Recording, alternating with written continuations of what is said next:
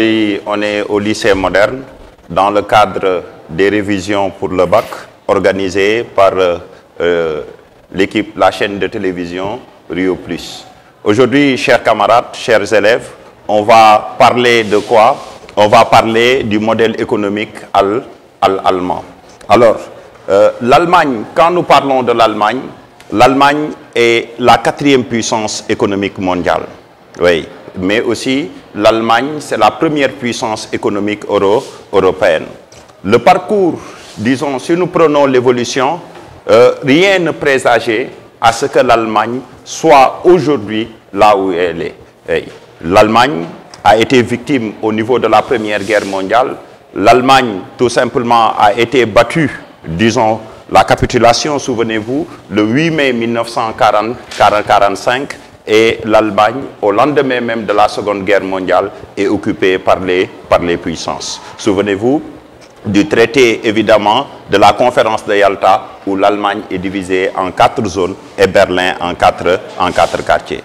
En 1961, dans le cadre même de la guerre froide, l'Allemagne, elle est comment? L'Allemagne est tout simplement, disons, il y a eu le mur de Berlin. Malgré tout le poids de l'histoire, l'Allemagne est parvenue à devenir la première puissance économique européenne, mais aussi la 4e puissance économique mondiale. Oui. Quel fondement ou quels sont les fondements qui sous-tendent cette puissance économique? Alors, nous allons voir que tout simplement, il y a un modèle économique original qui a permis à l'Allemagne disons, d'être une grande puissance économique. Il y a ce qu'on appelle les domaines de prédilection de cette puissance, ou que ce soit l'industrie, l'agro-industrie et ce qu'on appelle tout simplement, disons, le commerce. Maintenant, l'Allemagne, comme toute économie, évidemment, toute grande économie, fait face à ce qu'il convient d'appeler des difficultés. Ce que j'appelle ici les défis de la puissance, disons, allemande. Mais tout d'abord, il faut, disons, pouvoir faire ce qu'on appelle quoi? La situation géographique de l'Allemagne. Ici, qu'est-ce que nous avons? Nous avons la carte de l'Allemagne. Et quand nous regardons cette carte de l'Allemagne, il faut comprendre d'abord que l'Allemagne est au cœur de l'Europe. Oui.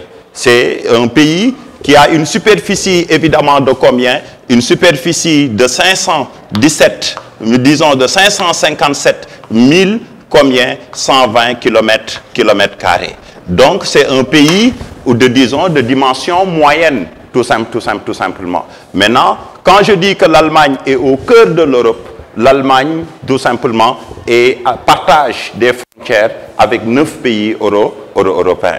Et si nous regardons la carte, très rapidement, nous avons que ici, disons, l'Allemagne, disons, a une frontière avec le Pays-Bas, disons, avec ici la Belgique, avec le Luxembourg. Ici, nous avons tout simplement la France.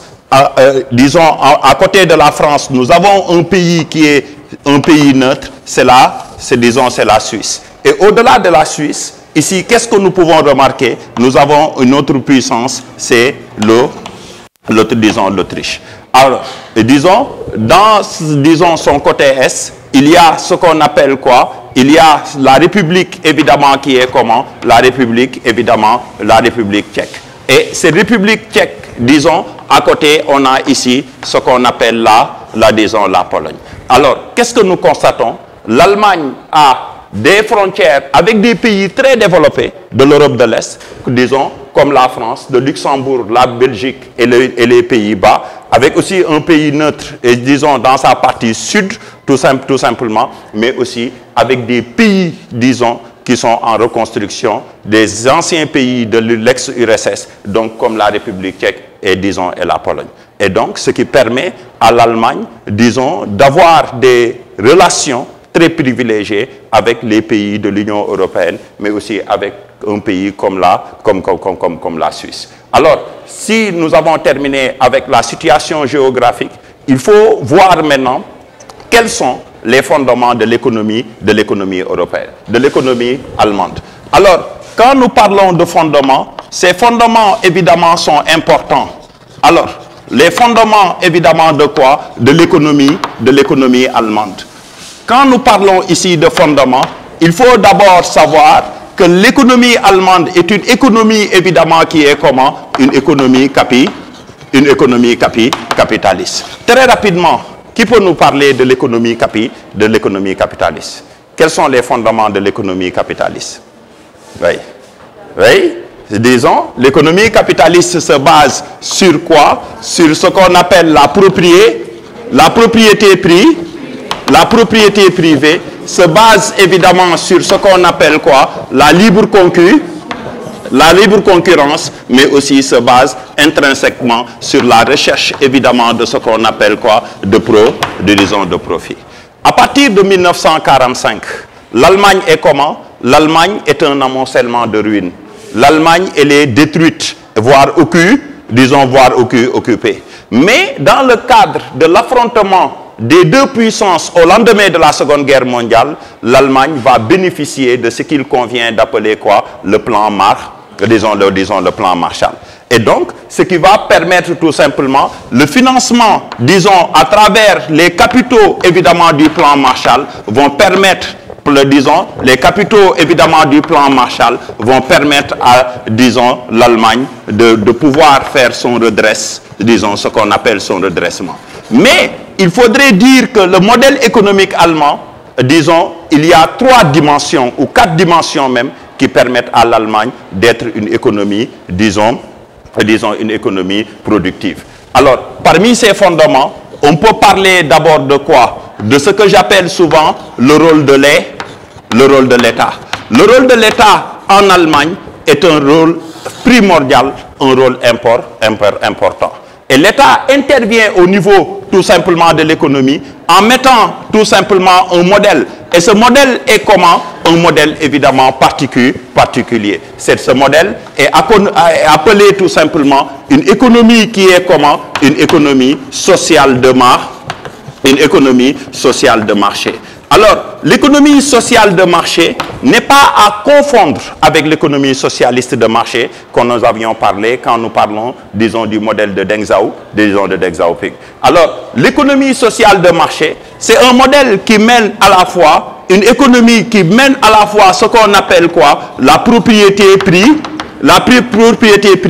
Ce qu'on appelle quoi? La recherche évidemment de ce qu'il convient d'appeler quoi? La recherche de profit, mais aussi tout simplement vise à donner ce qu'on appelle quoi? Des salaires qui sont comment? Des salaires équitables, c'est-à-dire tout simplement veiller à ce qu'il convient d'appeler une justice, mais une justice évidemment qui est comment? Une justice sociale. C'est pas, disons, une économie capitaliste pure et dure, mais ici, disons, l'ouvrier, le salarié est pris en compte. On a, disons, ce modèle permet d'avoir ce qu'on appelle quoi? Des salaires favorables aux travailleurs. Mais le modèle aussi, disons, le rôle de l'État, on le voit dans ce qu'on appelle la recherche de ce qu'on appelle quoi? La recherche intrinsèque du dialogue, pour bâtir ce qu'on appelle un modèle autour de ce qu'on appelle quoi? Autour d'un un consensus. Et l'État applique ce qu'on appelle quoi? Un modèle de gestion basé sur ce qu'on appelle la cogestion. Il y a, quand on parle de cogestion, il y a ces 3 entités. L'État, au-delà de l'État, il y a le patron, disons, il y a le patronat, mais aussi il y a les syndicats des travailleurs. Et ces syndicats, disons, le fait qu'il y a dialogue, consensus, fait que les grèves sont extrêmement rares. Alors, donc, au-delà du rôle de l'État dans ce modèle, l'élève doit pouvoir comprendre aussi quoi, en réalité? Qu'est-ce qui fait le fondement de la puissance allemande? Il y a l'existence de ce qu'on appelle quoi? L'existence des concerns. Quand on parle de concerns veut dire quoi? Des firmes multinationales. Des concerns donc qui sont comment? Des concerns que je vais qualifier tout simplement de nombreux. L'Allemagne est le pays d'Europe qui a plus de firmes multinationales. Et ils sont, disons, ces firmes multinationales sont variées. disons, en Allemagne. Que ce soit, je peux en citer, disons, que ce soit Thyssen. Au-delà de Thyssen, on peut parler tout simplement de Porsche. Disons, Porsche. On peut parler de Bayer. Disons, on peut parler, oui, on peut parler, disons, oui, de Bosch. Oui, on peut parler évidemment de quoi? On peut parler de Mercedes, oui, BMW, oui, disons, on peut parler évidemment de quoi? Il y en a beaucoup. Dans le domaine de l'agroalimentaire, on peut parler de Herta, disons, de Balchen, Häagen-Dazs, ceux qui aiment les glaces, etc. Donc, il y en a tellement. Donc, ces concerns, tout simplement, sont des locomotives, évidemment, de la puissance, de ce qu'il convient d'appeler quoi? De la puissance allemande. Maintenant, il faut le dire, à côté de ces firmes multinationales, il y a ce qu'on appelle quoi? Il y a ce qu'on appelle des petites et moyennes entreprises. Et par le biais de la sous-traitance, on va voir que tout simplement, ces firmes multinationales vont aider tout simplement, disons, les petites et moyennes entreprises à disposer d'une part de marché substantielle. Et ces firmes multinationales, ces petites et moyennes entreprises assurent à peu près combien? Assure à peu près, disons, 35% des emplois. Alors, au-delà des concerns, il y a ce que j'appelle aussi une puissance, évidemment, qui est comment? Une puissance financière. L'Allemagne est une grande puissance financière. Et quand on parle d'une puissance financière, il faudrait comprendre que la finance revient tout simplement à qui? La finance revient aux banques, évidemment, disons, qui se chargent de l'épargne. Les Allemands, évidemment, sont ce qu'il convient d'appeler quoi? Sont de grands, disons, épargneurs. Disons, par le biais de l'épargne, disons, les banques permettent de financer, évidemment, ont une longue tradition, je dis bien, ont une longue tradition de ce qu'il convient d'appeler quoi? Disons, d'entrer dans le capital des entreprises. Et aussi, parmi les fondements, on peut citer encore quoi? La densité, ce que je vais appeler ici tout simplement, la densité, mais aussi la qualité de ce qu'on pourrait appeler quoi? La qualité des infrastructures.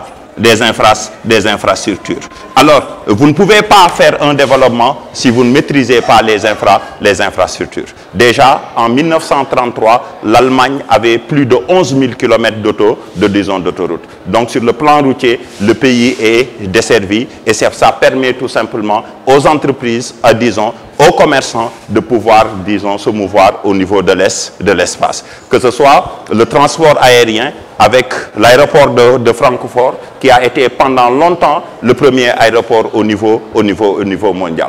Et maintenant, vous le savez aussi, l'Allemagne est parcourue par 4 cours d'eau et c'est, disons, la navigabilité au niveau du Rhin, au niveau du Danube, au niveau de l'Elbe, et permet aussi de maîtriser ce qu'on appelle, disons, l'espace. Et je ne parle pas aussi du transport ferroviaire qui est, disons, intense, évidemment, au niveau de l'Allemagne. Donc, si nous pouvons nous résumer sur les fondements de l'économie allemande, on pourra dire que c'est une économie capitaliste, mais une économie qui a sa particularité, parce que quand on parle de fondements, quand on parle de modèles, disons, on a ce qu'on appelle les références, le rôle de l'État, des concerns qui sont importants, mais la puissance financière, mais la densité et la qualité des infrastructures. Et ce qui fait que tout simplement, on a les éléments de puissance, ce que j'appelle tout simplement l'Allemagne, une puissance évidemment qui est comment? Une puissance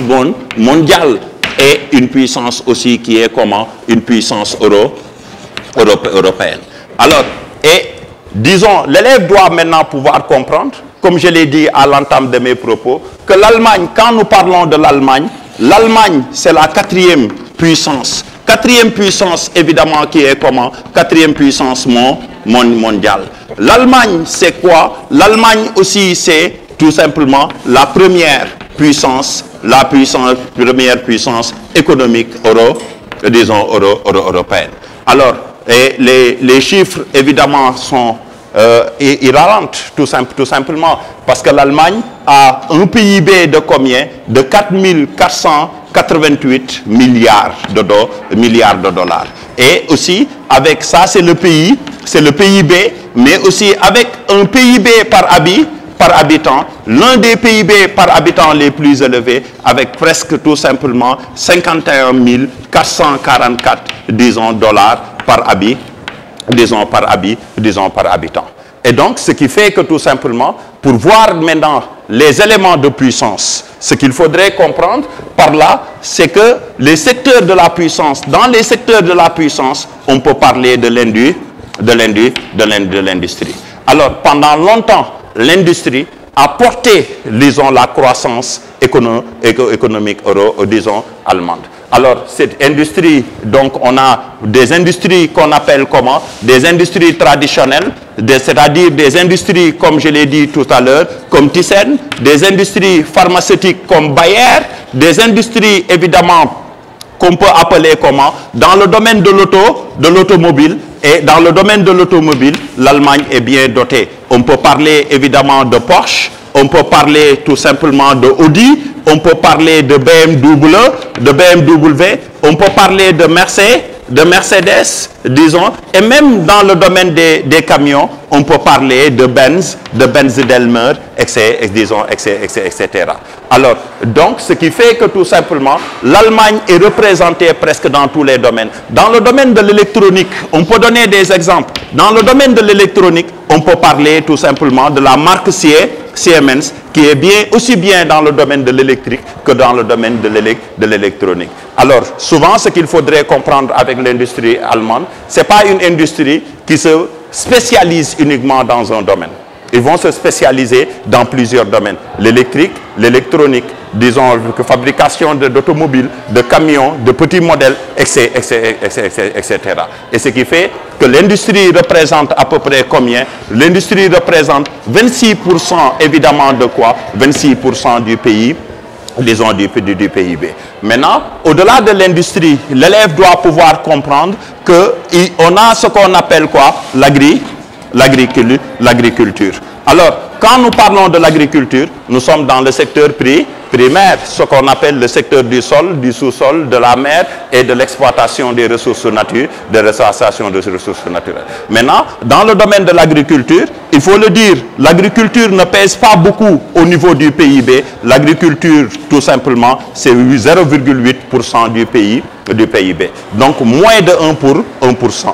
Et il n'y a que 1,2% de la population, disons, active, qui sont dans l'agriculture. Mais néanmoins, il faut le dire, l'agriculture, tout simplement, permet, disons, d'avoir ce qu'on appelle quoi? Beaucoup de ressources. Et avec ce pourcentage-là, qu'est-ce que nous allons voir? L'Allemagne dispose de ce qu'on appelle quoi? De subventions, de ce qu'on appelle quoi? De la PAC, la politique agricole commune. Mais aussi dispose, disons, des fonds qu'on appelle comment? Qu'on appelle le FEOGA.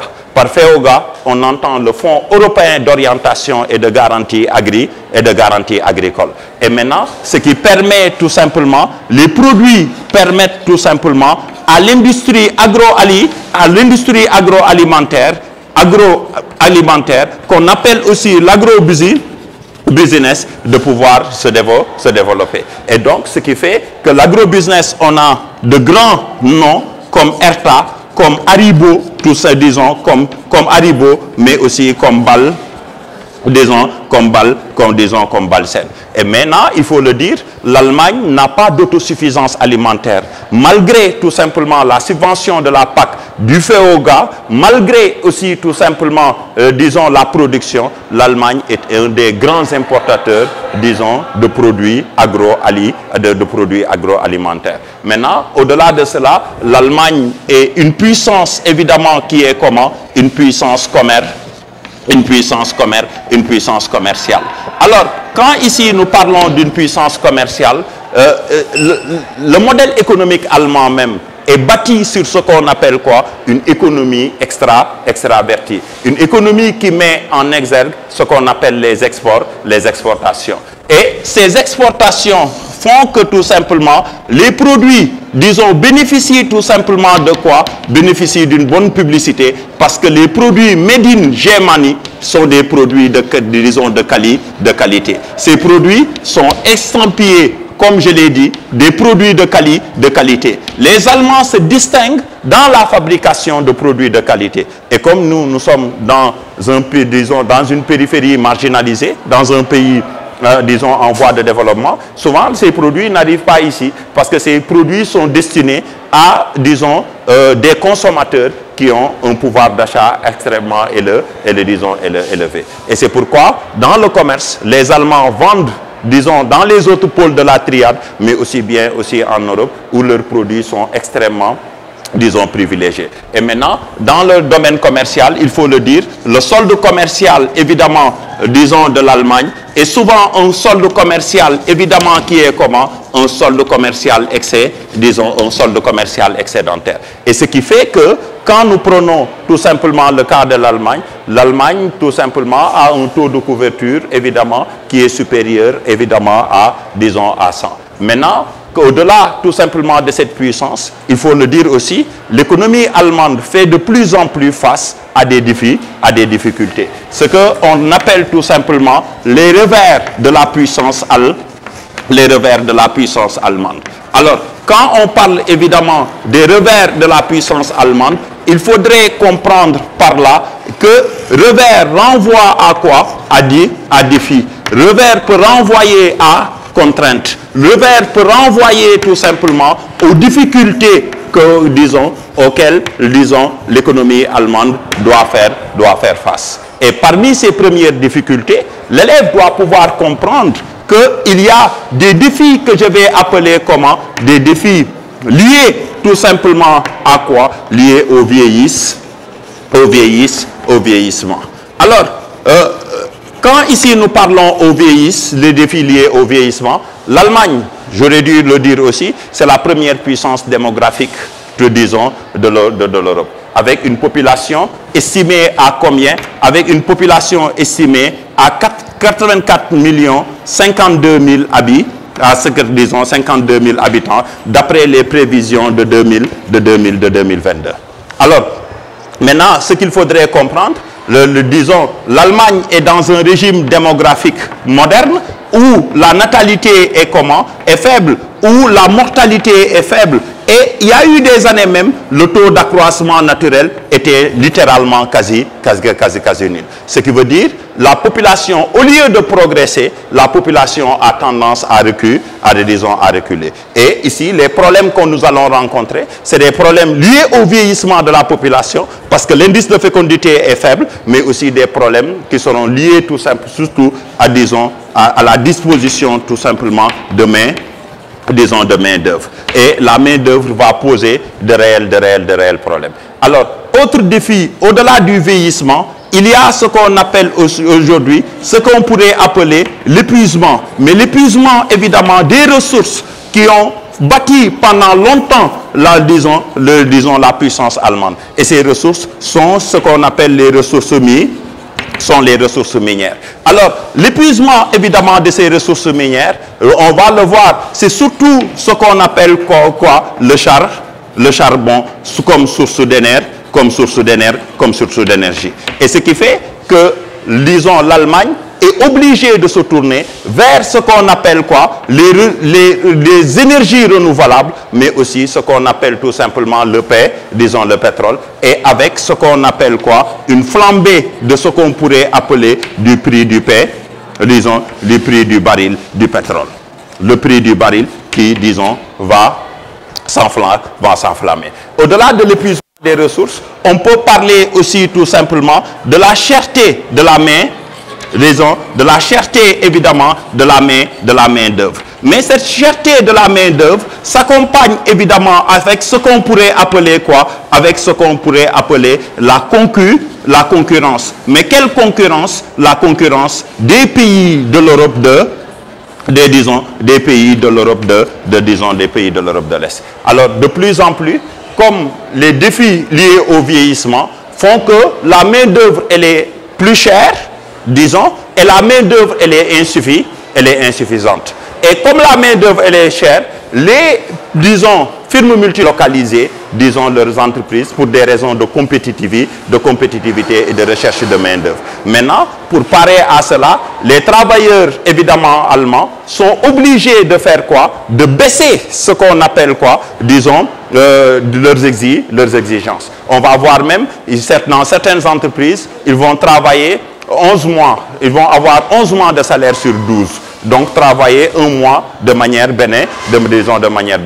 Il y en a même, comme dans Siemens, on a vu que tout simplement des travailleurs, au lieu de faire 35 heures, vont aller jusqu'à 40 heures pour préserver leur outil de travail. Donc, l'Allemagne fait face à ce qu'il convient d'appeler la cherté, disons, de la main-d'œuvre, mais aussi la concurrence des pays européens, de l'Europe disons, de l'Est. Maintenant, autre problème, autre défi, évidemment, c'est ce que souvent j'appelle quoi? C'est ce que j'appelle le manque d'attributs de puissance. D'attributs de puissance. Alors, quand on parle d'attributs de puissance, cela va de soi. On va voir que tout simplement, d'attributs de puissance militaire.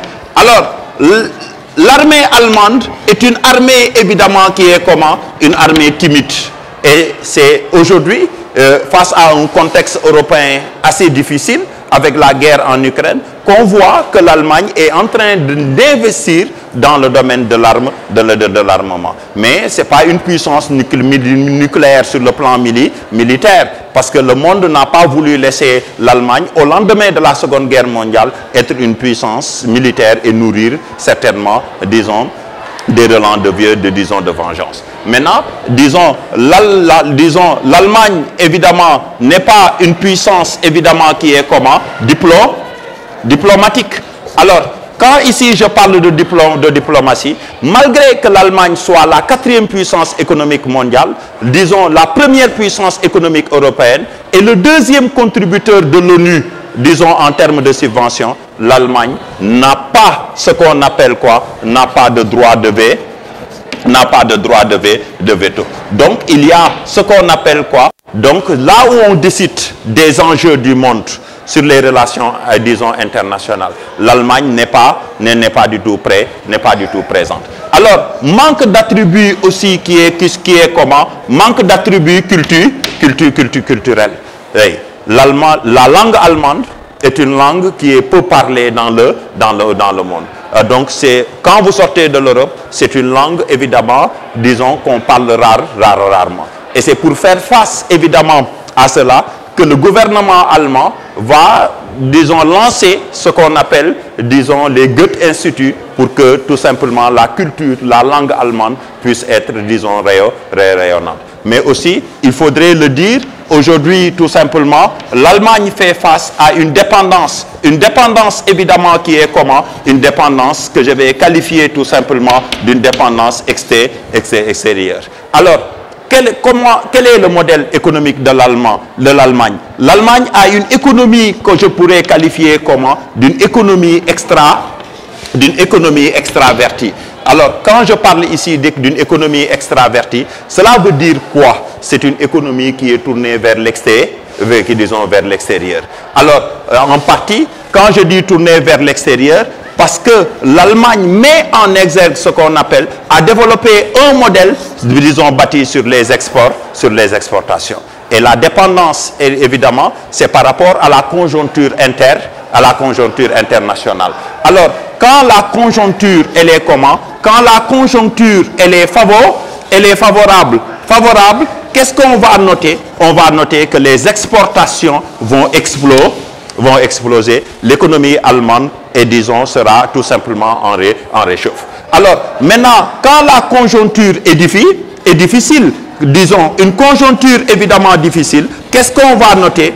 Que l'économie allemande va faire face à des difficultés. Et récemment, on l'a vu, conjoncture difficile, avec ce que, disons, on peut donner des exemples, avec la crise financière de 2008, conjoncture difficile avec, disons, la pandémie, disons, de Covid-19, qui a fait que les gens étaient en couvre-feu, les gens étaient, disons, en confinement, et l'économie, disons, allemande en a pâti, comme d'ailleurs toutes les économies au niveau mondial. Et autre élément aussi qu'on peut noter, aujourd'hui, il y a cette guerre tout simplement en Ukraine. Cette guerre en Ukraine qui a montré, disons, par ailleurs, la fragilité et la dépendance économique de l'Allemagne.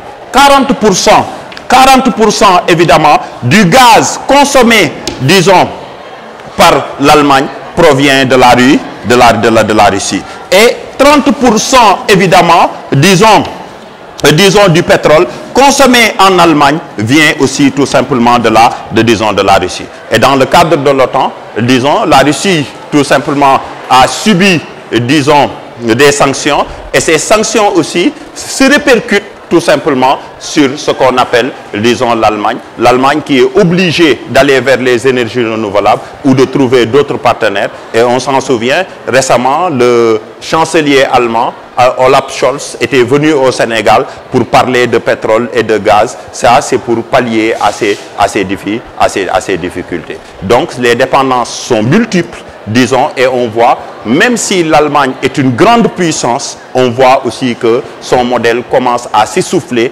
face aussi à la concurrence de grandes puissances comme la Chine, disons, les pays émergents de manière générale, les États-Unis et le Japon. Et par là, on peut se poser des questions sur l'avenir économique de l'Allemagne et de manière générale de l'Europe face tout simplement au changement qui intervient au niveau mondial. Alors donc, ça c'était ma modeste contribution pour les révisions disons, en direction du bac. Parce que souvent, on le dit assez souvent, l'Allemagne revient presque quotidiennement au bac. Bon, je ne dis pas que ce sera le sujet, mais il faut bien réviser, donc, disons, cette leçon. C'est bon, voilà, merci.